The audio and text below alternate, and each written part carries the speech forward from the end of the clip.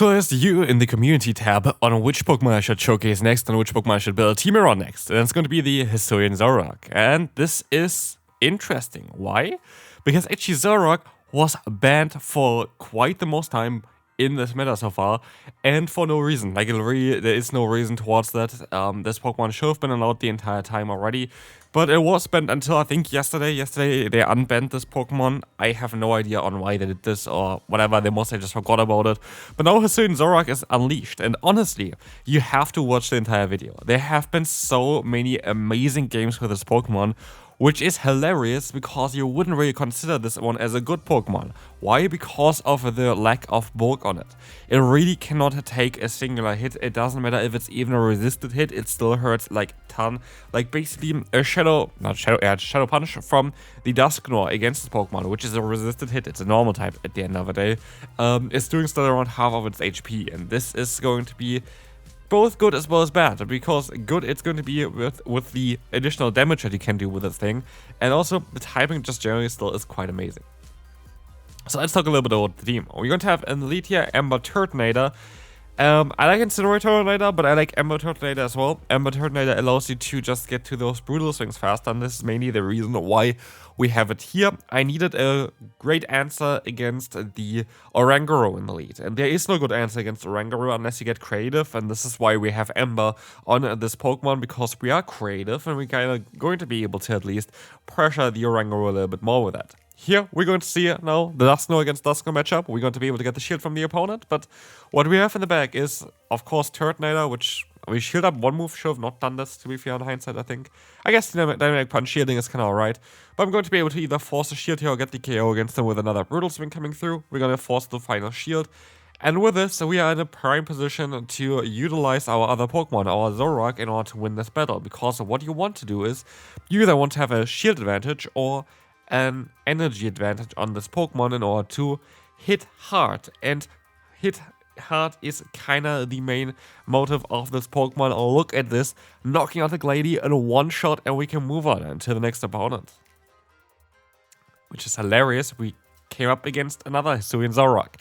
They're catching the move on the Rapidash, which is honestly absolutely fine for me. I can go ahead and go into my Dusknoir, and Dusknoir can farm them down. They could still get, in theory, to a Wild Charge, and that's why I shield here. It is going to be the Wild Charge, and I have now the option to still go for some charge moves against the opponent's ZOROARK. For me, I guess it's ideal to go for one and then throw. The opponent should have actually had a charge move here already, but I don't know. Like, at the end of the day, as you can see as well, they're going to shield up the resisted hits anyway, because they know that they are going to be in trouble otherwise. This Pokemon barely can take a hit. And while the foul play comes through here, I am going to try my best to go for the full farm down, as I expect that they're going to be weak to still Turtonator on the back. Shadow Ball is coming through, which means they're not going to be able to get it to another harder hitting charge move. I'm still going to go for the Brutal Swing because I'm not able to farm down in time. And in comes the Raichu. I should have mostly played it a little bit differently, but at the end of the day, what I can do now is I can swap out of here, forcing them to go for the charge move straight away, which now allows me to outspeed them if they go for the Wild Charge, which I did, with my Turtonator winning me the battle. So while ZOROARK only really took one hit there and then went out again, it actually enabled me to win this battle. And here we have Oranguru against in the lead, and this is exactly why we have Ember, just because you gotta get to the Brutal Swing a little bit faster. It's just gonna make it a little bit easier for us. I've actually seen one or two people running Fire Spin on the Turtonator. Don't know why, but it's also a fast move apparently. But here we're going to see the Brutal Swing coming through. Why Fire Spin could be kind of cool is better pacing against 410 fast move users, as well as you would be able to put them into farm down range after basically, like, two charge moves here after two Brutal Swings. Let's swap out into the Gyarados. I can go ahead and go into my my ZOROARK, and trust me again, there's going to be battles later on where ZOROARK destroys entire teams on its own. It's gonna be so worth watching, because honestly I had so much fun with this Pokemon. It's such a glass cannon, but it honestly has so much play in this matchup here, like in this cup generally, which is so funny because I haven't seen any play at all yet, and here it's actually a meta where it really can shine. And we decided to use a shield here. We rather get the energy for the next matchups coming up, and this was maybe a mistake. Turtonator coming in. They're going to be able to go for another charge move after me going for one more fast move, so I just have to go straight for mine. A bit awkward. Yeah, we're going to see here that I got a stop out straight away, trying to catch the move, doesn't work out, and we sadly go down as well. I tried to go for the Dragon Claw, but the opponent was able to farm me down just barely in time. Alright. We're going to have here a pretty bad lead, but they're going to stop out into Metang. Metang has a 0 chance of realignment. Absolutely 0. Their fast move is resisted. Their charge move is going to be shielded.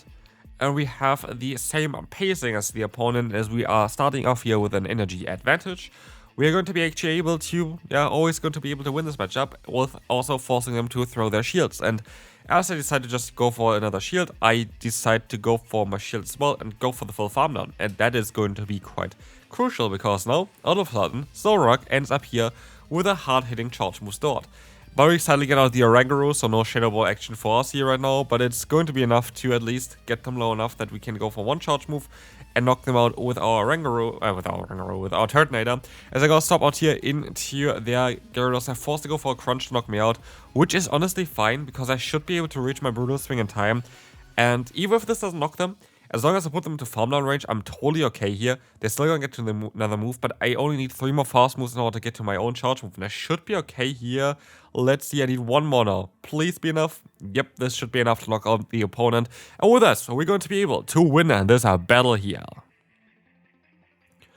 Moving on, we're going to see here Oranguru against us in the lead, and this is going to be a matchup where we are going to be able to go for the Brutal Swing spam. This is going to be ideal for us. This is going to allow us to get some nice damage in, and it's necessary. It is absolutely necessary, because our backline struggles quite a bit against those normal type Pokemon, but this is basically the only normal type Pokemon that you really see, outside of maybe Drampa. Drampa I haven't seen though as much either, but yeah, we got rid of basically the hardest answer to our backline, and with this, I just gotta take the lead matchup. I can even still reach another Dragon Claw here against the opponent's one. That's why you can always kind of to keep your composure, as there are going to be opportunities like this where you can just stay in and still get to another move, even if you're low in HP.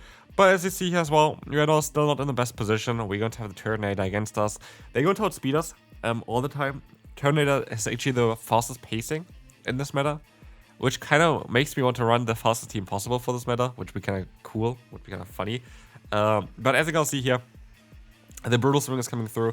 There is going to be the ZOROARK now trying to get a farm down done, but I'm not sure if I'm going to be able to do this now in time. But you see here the Brutal Swing coming through, the opponent is going to decide to stop out into the Runerigas, which means Shadow Ball is coming through. I'm not too sure if a Dark Pulse will have done enough. Runerigas is known as being one of the bulkiest Pokemon in this meta. Shadow Ball, though, is going to be easily enough, and I can go for my another charge move here in order to knock out the opponent. I could have even tried to catch the move onto my own Turtonator, but this doesn't really matter, because we sweep the entire team with Hisuian ZOROARK. And honestly, this thing is absolutely fantastic. We see here now the Claydol against us. We're going to do a lot of damage, but we're also going to outspeed them and force the first shield from the opponent, which is fine. As now, they're going to be still forced to go for another fast move, and now I'm going to use a shield, because I know I can either force another shield and get a lot of fast move damage on them, or get a charge move against whatever they have in the back. This is, just for the notice here, a debuffed Shadow Ball, and it nearly knocks out the Dewgong from full health. Dewgong is one of the bulkiest Pokemon in this meta. It just showcases on how strong this team is, and how strong like ZOROARK can be in the right position, and this team really enables this Pokemon quite well. Here, just generally on how to play the team as well, we can talk a little bit more about it. Generally, ZOROARK is going to be a safe-stop, but in a lot of cases, Dusknoir makes a lot of sense as well. If the opponent stops it in a Pokemon where Dusknoir just generally has more play, of course, you're going to be able to just force alignment there if you stop into your closer, and then ZOROARK is great at sweeping endgame. But for example here, my better answer is going to be the Dusknoir, so I should most likely stop out into the ZOROARK eventually. I could even try to catch a move onto my ZOROARK, but I don't think I'm going to do that. I'm just going to stop out straight away. Because even if I catch the move here and it's going to be resisted to Aura Sphere, it's still going to do more than half of my HP. And that's an issue. That's just an issue. We're going to see as well that I'm going to go for the Shadow Ball straight away, just in case they are no shielding. Then I can knock them out with the fall, or the other move I would have not been able to do. And we see here that they are going to, shield this move up. And I get rid of my ZOROARK, utilizing now my Dusknoir, trying to set this Pokemon up. And this is kind of the main idea behind ZOROARK, by the way. ZOROARK here is to support Dusknoir. Dusknoir is our main sweeper for this team. And with the energy that we were able to store up against the opponent's Togekiss in the beginning, I can snipe here the Gyarados, very likely get out the Togekiss again, I assume. they are going to swap actually into their own Turtonator, which allows us to go for a Dragon Claw. This is not ever going to be enough to knock us out. This is a non-stab Brutal Swing. Is not going to be enough here. And we can go for our charge move here, which is going to do so much damage against them.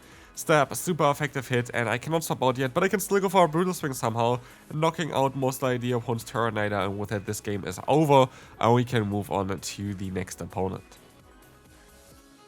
We will face off against a Gyarados. Gyarados is going to be a bit of an awkward Pokemon again, we saw it already earlier, but actually here we outspeed them with our Zoroark. In hindsight, I think I should just let their move now go through. I decided to use a shield here, which is not really ideal because I thought I could get a little bit more damage onto them. I feel like this would be the best play, but they saw out actually afterwards, that is fine. And now we can see on how much a Shadow Ball is going to do without the debuff. That is kind of nice, interesting fact as well. Look at this. It nearly knocks them out. It puts them into farm down range for Turtonator. Like, this is how strong the Zoroark is. It just does so much damage. It just does a massive damage here everywhere. And as we'll see now as well, this is going to be the Gyarados coming in. I can take the hit. I can still go for the Dragon Claw, and I'm still going to be able to pressure the opponent here with our charge moves, as we have the Dragon Claw connecting against the opponent here. It's not going to knock them out anyway, so it doesn't really matter what happened prior. And we see the Glady coming in.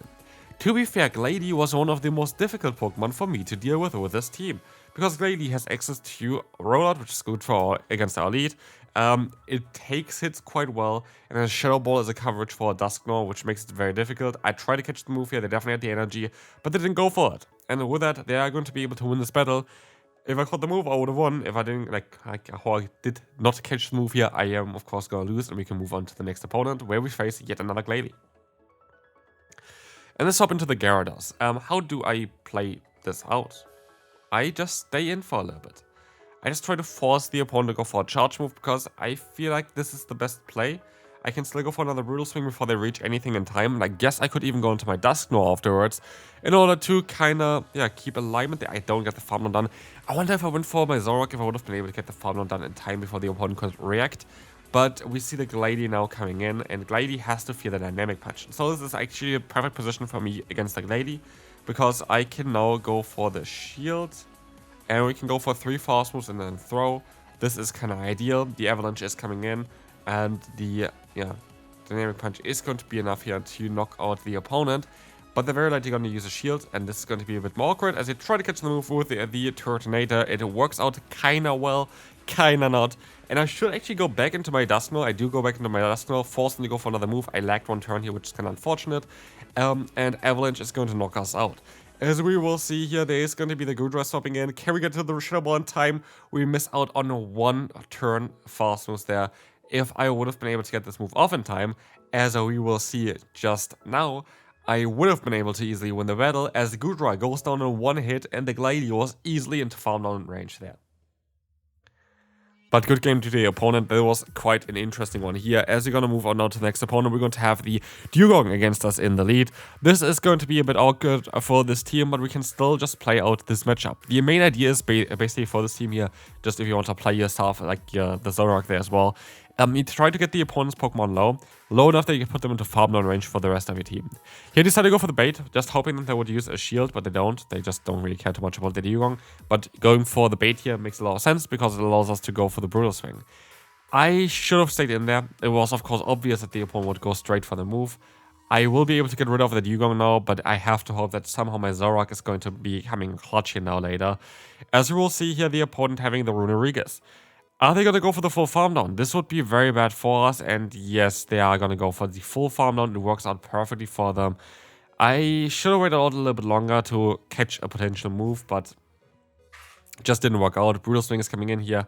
I'm going to try to catch again. I was not able to do that yet again either there, which is kind of unfortunate. As we see now, the Togekiss coming in. I have to catch the move. I'm going to go for the bait here, hoping that the opponent decides to use a shield. They decide to use a shield. Can I catch the Pokemon off guard there? Yeah, I can catch the opponent off guard with their charge move, a Psyshock coming through against my Turtonator. This allows me to go just barely for a Shadow Ball, which is going to shatter the opponent's Togekiss and knocking them out straight away. And yet again, unlike the hero, is going to be the Zoroark winning us this battle. So this is going to be the end here for this video. I went positive with Zoroark. I went positive with the Hisuian ZOROARK in the Go Battle League, which I did not really expect. But honestly, it was an amazing Pokemon. don't get me wrong, like, it is absolutely difficult to play this Pokemon. I wouldn't recommend this to someone who starts into Go Battle League being like, yeah, play the Hisuian ZOROARK. You get overwhelmed. You have to play it a certain way in order for it to function. And a lot of players, I don't think, are going to be able to do this at this point. It is very tough to play. You really need to set it up correctly. You need to get it into the right positions in order to work out with it. And you kind of need to utilize all the Pokemon around it in order for it to function. I don't always get this done correctly. It was tough to get this Pokemon to work, but I got it to work most of the battles. And honestly, I am quite happy with that. I don't really want to ask for more. I think that is all that I can really ask for a Pokemon that shouldn't be here at the end of the day. It should not be here. It is not a Pokemon that has PvP stats by any means. It's a Pokemon that is quite underwhelming in terms of what it's supposed to be doing. But as you can see here, even though it might be underwhelming on paper, this thing is going to be able to destroy teams on its own. But sadly, this final battle is just not going to be enough. Hopefully, though, you enjoyed this video. If you did, I would appreciate it if you could leave a like, and I will see you then. Bye bye.